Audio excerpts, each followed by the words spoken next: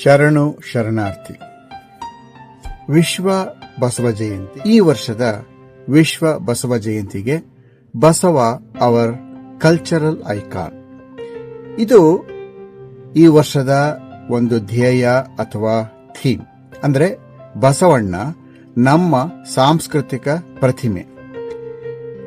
ಬಸವಣ್ಣ ನಮ್ಮ ಸಾಂಸ್ಕೃತಿಕ ಪ್ರತಿಮೆ ಅಥವಾ ಸಂಕೇತ ಮಾತ್ರ ಅಲ್ಲ, ಸಮಾನತೆಯ ಸಂಕೇತ ಮತ್ತು ಭಾರತೀಯ ಸಾಂಸ್ಕೃತಿಕ ಶಿಲ್ಪಿ ಸಹ. ಬಸವಣ್ಣನವರು ಕೇವಲ ಧಾರ್ಮಿಕ ಮುಖಂಡರಷ್ಟೇ ಅಲ್ಲ, ಅವರು ಸಮಾಜದ ಶೋಷಿತ ವರ್ಗಕ್ಕೆ ತಮ್ಮ ವಚನಗಳ ಮುಖಾಂತರ ಆಶಯವನ್ನ ನೀಡಿದ ಪ್ರಮುಖ ಕ್ರಾಂತಿಕಾರಿ.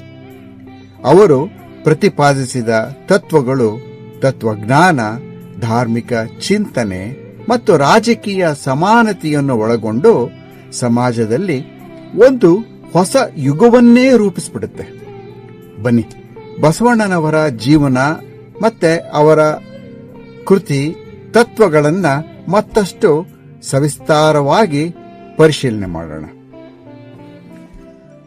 ಬಸವಣ್ಣನವರ ಪ್ರಭಾವ ಕರ್ನಾಟಕವನ್ನು ಮೀರಿ ಸಮಗ್ರ ಭಾರತ ದೇಶದಲ್ಲಿಯೇ ತಲುಪಿದ್ದು, ಅವರ ತತ್ವಗಳು ಮತ್ತು ಸಂದೇಶಗಳು ಇಂದಿನ ಮಾನವೀಯತೆ ಮತ್ತು ಸಾಮಾಜಿಕ ನ್ಯಾಯದ ಸ್ಫೂರ್ತಿಯಾಗಿದೆ ಎಂದರೆ ತಪ್ಪಾಗಲ್ಲ. ಬಸವಣ್ಣನವರ ತತ್ವಗಳು ನಮ್ಮ ಜೀವನದಲ್ಲಿ ಅಳಿಯದ ದೀಪವಾಗಿದೆ. ಅವರ ವಚನಗಳು ಧಾರ್ಮಿಕ ಭಾವನೆಗಿಂತ ಮಾನವೀಯತೆ ಮತ್ತು ಭಕ್ತಿ ಸಮಾನತೆ ಎನ್ನುವ ಸಂಕೇತವನ್ನು ತರುತ್ತವೆ. ಬಸವಣ್ಣನವರ ತತ್ವಗಳು ಇಂದಿನ ಸಮಾಜಕ್ಕೆ ದಾರಿದೀಪವಾಗಿದ್ದು, ಮಾನವೀಯತೆ ಮತ್ತು ಸಮಾನತೆಯ ಉಜ್ವಲ ಸಂದೇಶವನ್ನೂ ಸಹ ಸಾರುತ್ತವೆ. ಅಂದರೆ ಇಂದಿನ ಸಮಾಜದಲ್ಲಿ ಬಸವಣ್ಣನವರ ತತ್ವಗಳು ಮಾತ್ರ ಅಲ್ಲ, ಅವರ ಬದುಕಿನ ಸಂದೇಶವೂ ಕೂಡ ಶಾಶ್ವತ. ಅವರ ತತ್ವಗಳು ಕೇವಲ ಭಾರತೀಯ ಪರಂಪರೆ ಅಲ್ಲ, ಜಾಗತಿಕವಾಗಿ ಮಾನವೀಯ ಸಂಬಂಧಗಳನ್ನು ಒಪ್ಪಿಸಿಕೊಂಡಿವೆ. ಬಸವಣ್ಣನವರ ಜೀವನ ಕಥೆ ನಮ್ಮ ಸಾಂಸ್ಕೃತಿಕ ಮತ್ತು ದಾರ್ಶನಿಕ ಪರಂಪರೆಯ ಮಹತ್ವವನ್ನು ಐತಿಹಾಸಿಕವಾಗಿ ಪ್ರತಿಬಿಂಬಿಸುತ್ತೆ. 12ನೆಯ ಶತಮಾನದ ಕ್ರಾಂತಿಕಾರಿ, ತಾತ್ವಿಕ ಚಿಂತಕ, ಸಮಾಜ ಸುಧಾರಕ ಮತ್ತು ವಚನ ಸಾಹಿತ್ಯದ ಮಂಚೂಣಿಯ ಈ ಮಹಾನ್ ನಾಯಕ ಸಮಾಜದ ತಾರತಮ್ಯವನ್ನು ಶೂನ್ಯಗೊಳಿಸಲು ಮತ್ತೆ ಶ್ರಮಕ್ಕೆ ಪ್ರಾಮುಖ್ಯತೆ ನೀಡಲು ತನ್ನ ಜೀವನವನ್ನು ಅರ್ಪಿಸುತ್ತಾರೆ. ಸಮಾಜದಲ್ಲಿ ಇರುವ ಅಸಮಾನತೆ, ಜಾತಿ ಮತ್ತು ಲಿಂಗ ತಾರತಮ್ಯಗಳ ವಿರುದ್ಧ ಶರಣ ಚಲನೆಯ ಮುಖಾಂತರ ಸಮಾನತೆಯ ಕ್ರಾಂತಿಯನ್ನು ನಡೆಸುತ್ತಾರೆ. ಅವರ ವಿಚಾರಗಳು ಶರಣ ಶಿಲ್ಪಿಗಳ ಮನೋಭಾವವನ್ನು ಪ್ರಭಾವಿಸುತ್ತಾರೆ ಮತ್ತು ಭಾರತೀಯ ದಾರ್ಶನಿಕ ಪರಂಪರೆಯಲ್ಲಿ ಕ್ರಿಯಾತ್ಮಕ ಭಾವನೆಗೆ ಪ್ರೇರಣೆಯನ್ನು ಕೂಡ ನೀಡುತ್ತಾರೆ.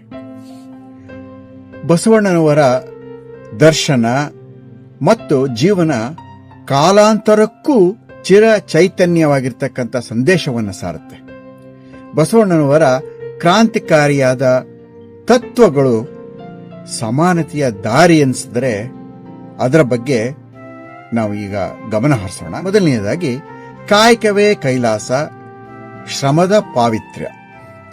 ಬಸವಣ್ಣನವರು ಸಮಾನತೆಯನ್ನು ಬೋಧಿಸುವಲ್ಲಿ ಶ್ರಮಕ್ಕೆ ವಿಶೇಷ ಸ್ಥಾನವನ್ನು ನೀಡುತ್ತಾರೆ. ಕಾಯಕವಿಲ್ಲದ ಭಕ್ತಿಗೆ ಕೈಲಾಸವಿಲ್ಲ. ಈ ವಚನ ಪ್ರತಿಯೊಬ್ಬರಿಗೂ ಸಹ ತಮ್ಮ ಶ್ರಮದ ಮೇಲೆ ಅಪಾರ ವಿಶ್ವಾಸವನ್ನು ಹೊಂದಲು ಪ್ರೇರೇಪಿಸುತ್ತೆ. ಈ ವಚನ ಕಾಯಕವನ್ನು ಕೇವಲ ಕೆಲಸ ಎಂದಲ್ಲ, ಆದರೆ ಅದು ಭಗವಂತನಿಗೆ ಸಮೀಪ ಆಗಿರ್ತಕ್ಕಂಥ, ಸಮರ್ಪಿಸತಕ್ಕಂಥ ಶ್ರೇಷ್ಠ ಮಾರ್ಗವೆಂದು ಪ್ರತಿಪಾದನೆ ಮಾಡುತ್ತೆ. ಬಸವಣ್ಣನ ಈ ತತ್ವ ನಮ್ಮ ಬದುಕಿನಲ್ಲಿ ಶ್ರಮದ ಮೇಲಿನ ಗೌರವವನ್ನ ಹೆಚ್ಚಿಗೆ ಪ್ರತಿಪಾದಿಸುತ್ತೆ. ಅವರೇ ತಿಳಿಸಿದಂತೆ, ಯಾರೇ ಆಗಲಿ ಪರಮಾತ್ಮನನ್ನ ಪೂಜಿಸಬೇಕು ಅಂದ್ರೆ ಮೊದಲು ಶ್ರಮದಲ್ಲಿ ಅವರ ಅಸ್ತಿತ್ವವನ್ನ ಕಾಣಬೇಕು. ಎರಡನೇದಾಗಿ ಜಾತಿ ವ್ಯವಸ್ಥೆಯ ವಿರುದ್ಧ ಹೋರಾಟ. ಇದು ಸಮಾನತೆಯ ಘೋಷಣೆ. ಸಮಾಜದಲ್ಲಿ ಜಾತಿ ಆಧಾರದ ಮೇಲೆ ಬದಲಾವಣೆ ಮಾಡಲು ಅವರು ಶರಣ ಚಲನೆಯ ಮುಖಾಂತರ ಪ್ರಯತ್ನಿಸುತ್ತಾರೆ. ಜಾತಿ ಕೇಳಿದರೆ ಜಾತಿ ಇಲ್ಲವೆಂಬೋಣ ಎಂಬುದಾಗಿ ವಚನದಲ್ಲಿ ಅವರು ಹೇಳ್ತಾರೆ. ಮುಂದಿನದು ಬಸವಣ್ಣನವರ ಸಾಮಾಜಿಕ ದೃಷ್ಟಿಕೋನ. ಇದು ಕಾಲಕ್ಕೆ ಪೂರಕವಾದ ಒಂದು ಪರಿವರ್ತನೆ.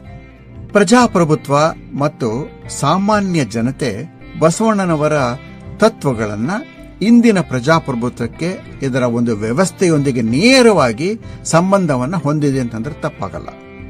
ಅವರು ಪ್ರತಿಪಾದಿಸಿದ ಸಮಾನತೆ ಮತ್ತು ಹಕ್ಕುಗಳ ತತ್ವಗಳು ಜನತೆಯ ಬದುಕಿನಲ್ಲಿ ನಕಾರಾತ್ಮಕವಾಗಿ ಅಲ್ಲ, ಸಕಾರಾತ್ಮಕವಾಗಿ ಪರಿಣಾಮವನ್ನ ಬೀರುತ್ತೆ. ಬಸವಣ್ಣನವರ ಸಂದೇಶಗಳು ಸಾಮಾನ್ಯ ಜನತೆಯ ಜೀವನದ ಗುಣಮಟ್ಟವನ್ನು ಸುಧಾರಿಸಲು ಖಂಡಿತ ಸಹಾಯ ಮಾಡುತ್ತೆ. ಬಸವಣ್ಣನವರು ಸಮಾನತೆಯನ್ನ ಬೋಧಿಸುವಲ್ಲಿ ಶ್ರಮಕ್ಕೆ ವಿಶೇಷ ಸ್ಥಾನವನ್ನು ನೀಡಿದ್ರು. ನಾವು ಯಾವುದೇ ಕೆಲಸ ಮಾಡಿದ್ರೂ ಕೂಡ ಅದು ಪವಿತ್ರ ಎಂದು ಪ್ರತಿಪಾದಿಸತಕ್ಕಂಥ ಒಂದು ತತ್ವ. ಅವರ ದರ್ಶನ ಮತ್ತೆ ಜೀವನ ಕಾಲಾಂತರಕ್ಕೂ ಚಿರ ಚೈತನ್ಯವಾಗಿರ್ತಕ್ಕಂಥ ಸಂದೇಶವನ್ನ ಸಾಧಿಸುತ್ತೆ. ಭಕ್ತಿ, ಗೃಹಸ್ಥ ಜೀವನ, ದೈವ ವ್ಯಾಪ್ತಿ ಮತ್ತೆ ನಿಷ್ಠೆ, ಸತ್ಯವೇ ಪರಮಾತ್ಮ, ಸೋದರತ್ವವೇ ದೇವರು. ಇದು ಕೂಡ ಒಂದು ವಚನದಲ್ಲಿ ನಾವು ಕಂಡು ಬರ್ತಕ್ಕಂಥ ಒಂದು ವಿಚಾರ. ಇದು ನೋಡಿ, ಸಂವಿಧಾನಿಕ ಮೌಲ್ಯಗಳನ್ನ ಪ್ರತಿಪಾದಿಸ್ತಾ ಇದೆ. ಇದು ಮನಸ್ಸಿನ ಶುದ್ಧತೆಯನ್ನ ಪ್ರತಿಪಾದಿಸ್ತಾ ಇದೆ. ಭಕ್ತಿಯನ್ನು ಪ್ರೀತಿಯ ಭಾಗವಾಗಿ ಪರಿಗಣಿಸಿ ಬಸವಣ್ಣನವರು ಜೀವನದಲ್ಲಿ ಆಧ್ಯಾತ್ಮಿಕ ತಾತ್ವಿಕ ಚಿಂತನೆಗಳನ್ನ ಎಷ್ಟು ಸುಂದರವಾಗಿ ರೂಪಿಸಿದ್ದಾರೆ ಅಲ್ವೇ.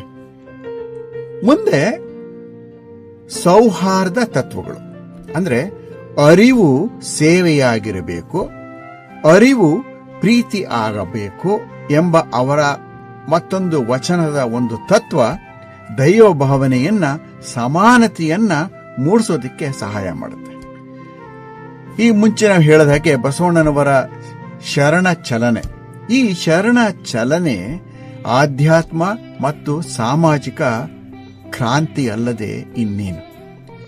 ಬಸವಣ್ಣನವರ ಶರಣ ಚಲನೆ ಕೇವಲ ಧಾರ್ಮಿಕ ಚಳುವಳಿ ಅಲ್ಲ, ಇದು ಪ್ರಾಮಾಣಿಕವಾಗಿ ಶೋಷಿತ ವರ್ಗದ ಜನರ ಕಲ್ಯಾಣಕ್ಕಾಗಿ ನಡೆದಂತಹ ಒಂದು ಹೋರಾಟ.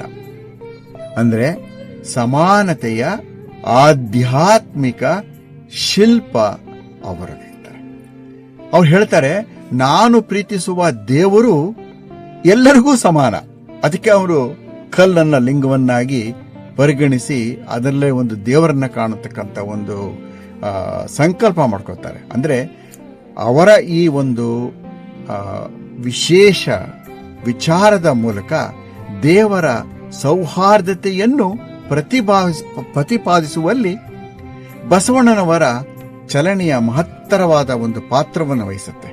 ವಚನಗಳಲ್ಲಿ ಆಧ್ಯಾತ್ಮಿಕ ಮತ್ತು ಸಾಮಾಜಿಕ ಸಮಾನತೆ ಸಮನ್ವಯಗೊಳ್ಬಿಡುತ್ತೆ.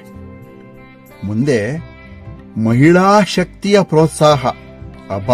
ಬಸವಣ್ಣನವರು ಮಹಿಳೆಯರ ಸಾಮಾಜಿಕ ಸ್ಥಾನವನ್ನು ಬದಲಾಯಿಸೋದಕ್ಕೆ ಅತ್ಯಂತ ಮುಂಚೂಣಿಯಲ್ಲಿ ಮುಂದಾಗಿರ್ತಾರೆ.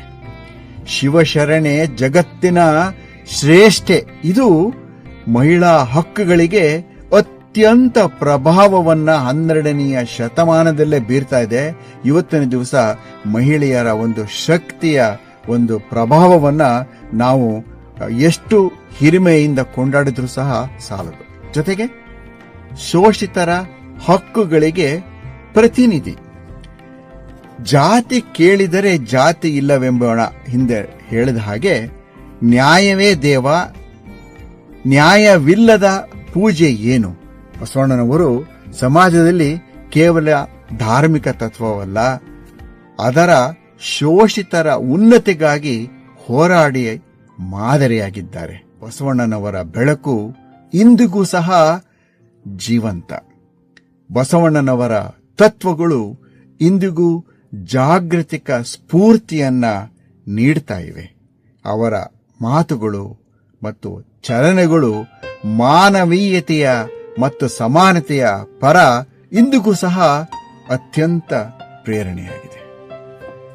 ಶರಣರೇ, ನೋಡಿದ್ರಲ್ಲ, 12ನೆಯ ಶತಮಾನದ ಹಿಂದೆ ಇರ್ತಕ್ಕಂಥ ಮಾನವರ ನ್ಯೂನತೆಯನ್ನ ಅಳಿಸಲು ಬಸವಣ್ಣನವರು ಪಣ ತೊಟ್ಟು 12ನೆಯ ಶತಮಾನದಲ್ಲಿ ಅವರು ತಮ್ಮ ವಚನಗಳ ಮೂಲಕ, ತಮ್ಮ ಕ್ರಾಂತಿಕಾರತೆಯ ಮೂಲಕ ಮತ್ತೆ ತಮ್ಮ ಸಮಾಜದ ಸೇವೆಯ ಮೂಲಕ ಮಾನವರಿಗೆ ಕೊಟ್ಟಂತಹ ಒಂದು ಕೊಡುಗೆ ಇದೆಯಲ್ಲ, ಅಂದಿನ ಶತಮಾನದಿಂದ ಇಂದಿನವರೆಗೆ ಕರ್ನಾಟಕದಲ್ಲಿ ಮಾತ್ರವಲ್ಲ, ಭಾರತದಲ್ಲಿ ಮಾತ್ರವಲ್ಲ, ವಿಶ್ವಾದ್ಯಂತ ಎಲ್ಲೆಲ್ಲೂ ಕೂಡ ನಾವು ಅದನ್ನ ಅನುಕರಣೆಯನ್ನ ಮಾಡಿದರೆ ಪ್ರಜಾಪ್ರಭುತ್ವದ ಒಂದು